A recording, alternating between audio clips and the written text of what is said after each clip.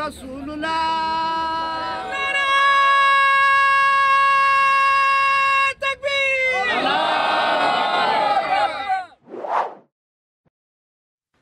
Assalamualaikum warahmatullahi wabarakatuh. Perlukah tauhid ditegakkan kembali? Jika kita melihat realita yang ada dalam tubuh umat Islam, maka jawabannya adalah perlu.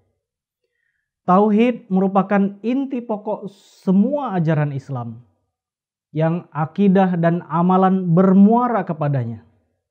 Perintah pertama yang diturunkan kepada umat Islam adalah tauhid. Wahai manusia, sembahlah Rabb-Mu yang telah menciptakanmu dan orang-orang sebelum kamu agar kamu bertakwa. Dan wasiat terakhir Rasulullah SAW juga adalah tauhid. Siapa yang tidak meleleh ketika membaca sejarah Rasulullah SAW di akhir hayat beliau, dalam kondisi sakit yang parah dan nafas beliau yang semakin berat, beliau perintahkan Siti Aisyah untuk memangku kepala beliau supaya sedikit dapat bernapas lega. Dan saat itu ucapan inilah yang keluar dari mulut suci beliau. Celakalah umat Yahudi dan Kristen. Mereka menjadikan kuburan-kuburan para nabi mereka sebagai masjid atau sebagai sembahan. Sungguh ini adalah pesan tauhid yang sangat dalam, bahwa bisa jadi kalian akan memandangku lebih tinggi sehingga layak disembah sebagaimana yang dilakukan oleh orang-orang Yahudi dan Nasrani. Jangan lakukan itu, tetapi tetaplah sembah Allah Ta'ala saja. Tetapi siapa yang menyangka setelah 1300 tahun di antara umat Islam yang mengaku bertauhid, tetapi ternyata sudah mulai dari antara umat Islam yang bersujud di kuburan-kuburan. Terdapat orang-orang yang beribadah dan menghadapkan muka kepada tempat-tempat orang suci mereka dengan meyakini bahwa mereka dapat mengetahui hal yang gaib. Dan siapa yang menyangka bahwa 1300 tahun kemudian umat Islam yang mengaku bertauhid mulai menyembah orang-orang suci mereka dan pergi ke kuburan-kuburan mereka untuk melakukan ibadah. Mereka berdoa kepada orang-orang mati dan memberikan sesajen di kuburan mereka. Bahkan ada yang mempersembahkan hewan atas nama selain Allah. Dan lebih parahnya, mereka melakukan semua itu dengan mengatasnamakan sebagai ajaran Al-Quran dan sunnah Rasulullah SAW. Terhadap makam Rasulullah SAW, Allah telah selamatkan dari bid'ah-bid'ah itu.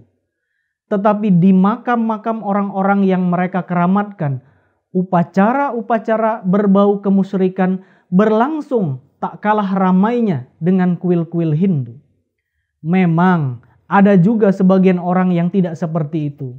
Mereka jauh dari kemusyrikan, tetapi mereka pun terjerumus pada jenis kemusyrikan lainnya. Apa itu? Yaitu mereka meyakini bahwa Nabi Isa masih hidup di langit. Mereka berpendapat bahwa junjungan kita Nabi Muhammad SAW adalah Nabi yang paling mulia, malah telah wafat di bumi. Sedangkan Nabi Isa masih hidup di langit sejak 2000 tahun yang lalu. Mereka juga berkeyakinan bahwa Nabi Isa bisa menciptakan suatu makhluk, yaitu burung, layaknya seperti Tuhan.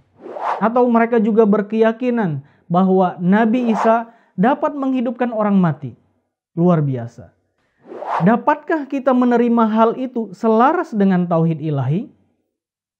Jelas gambaran mereka tentang Nabi Isa seakan setara dengan Allah. Na'udzubillah min zalik. Padahal Allah Ta'ala berfirman, "Walam yakullahu kufuwan ahad." Dan tidak ada sesuatu yang setara dengan dia atau yang menyerupainya. Bagaimana orang-orang ini meyakini bahwa Nabi Isa masih hidup di langit? Padahal Allah Ta'ala sesuai dengan sunnahnya. Allah Ta'ala berfirman, di sana kamu hidup, yaitu di bumi, di sana juga kamu mati, dan dari sana pula kamu akan dibangkitkan.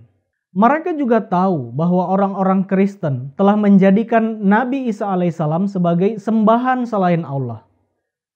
Tetapi tetap saja mereka tidak melepaskan keyakinan bahwa Nabi Isa masih hidup di langit.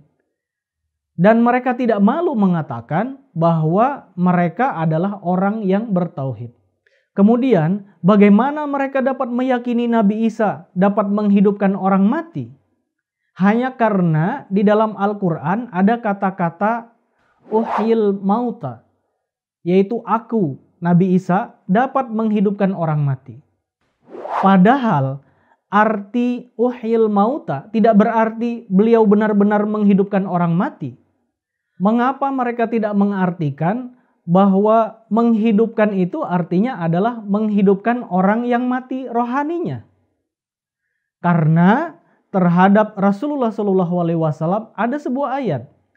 Hai orang-orang yang beriman, terimalah seruan Allah dan Rasul-Nya apabila ia memanggil kamu kepada apa yang menghidupkan kamu. Dalam kata menghidupkan kamu, tidak ada umat Islam yang mengartikan bahwa itu artinya adalah menghidupkan orang mati. Karena maknanya bisa saja sebagai makna kiasan, yaitu memberikan kehidupan bagi orang-orang yang mati rohaninya.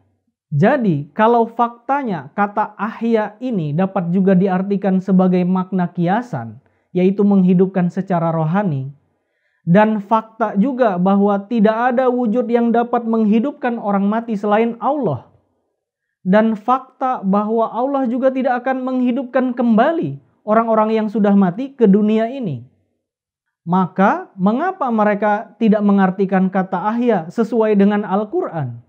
Supaya mereka tidak terjerumus ke dalam kemusyrikan. Kemudian, bagaimana mereka berkeyakinan bahwa Nabi Isa alaihissalam dapat menciptakan burung? Padahal selain Allah tidak ada orang yang dapat menciptakan suatu ciptaan atau makhluk. Dan mereka yang diseru selain Allah, mereka tidak menciptakan sesuatu pun, bahkan mereka sendiri yang telah diciptakan. Jadi seharusnya kita mengartikan menghidupkan burung itu adalah secara kiasan atau makna yang lain supaya kita tidak melanggar tauhid ilahi dan tidak terjerumus kepada kemusyrikan. Jadi itulah sebagian keyakinan berbahaya dalam tubuh umat Islam yang terkait dengan tauhid. Ajaran yang disampaikan oleh Hazrat Mirza Ghulam Ahmad alaihissalam syarat dengan ketauhidan. Beliau membuktikan kesalahan semua keyakinan di atas dengan berlandaskan pada dalil-dalil yang jelas dan menerangkan bahwa Allah itu esa adanya. Semua perbuatan yang disebutkan sebelumnya, bahwa memohon kepada orang-orang yang sudah mati dan bukan kepada Allah untuk mengabulkan keinginan mereka, atau mempersembahkan sesajen di atas kuburan, atau bersujud kepada orang-orang yang masih hidup atau yang sudah mati, atau menganggap seseorang memiliki kekuasaan seperti Tuhan, atau mempersembahkan hewan sembelihan atau sesuatu sebagai sedekah dengan mengalamatkannya kepada sosok selain Allah guna mendapatkan manfaatnya, atau meyakini bahwa ada seseorang apapun yang diinginkannya maka Allah akan menyetujuinya. Semua itu adalah perbuatan syirik. Demikian pula beliau membuktikan bahwa Nabi Isa alaihissalam telah wafat sebagaimana halnya para nabi yang lain dan juga telah dimakamkan di bumi. Nabi Isa alaihissalam pernah menghidupkan orang-orang mati, tetapi bukan mati jasmani, melainkan mati rohaninya. Nabi Isa alaihissalam tidak memiliki kemampuan memberi nyawa kepada sesuatu yang tak bernyawa atau menghidupkan orang mati, baik tanpa atau dengan seizin Allah. Firman Allah jelas membantah adanya sifat-sifat semacam itu pada Nabi Isa alaihissalam atau pada sosok yang lain. Beliau menghalau kegelapan syirik dengan ajaran yang sesuai dengan Al-Quran dan akal. Dan Hazrat Mirza Ghulam Ahmad pun juga telah menunjukkan kepada orang-orang Islam jalan lurus yang telah lama mereka tinggalkan. Dengan demikian, beliau telah melaksanakan tugas yang telah ditetapkan untuk diemban oleh Al-Masih yang datang kedua kali ke dunia ini.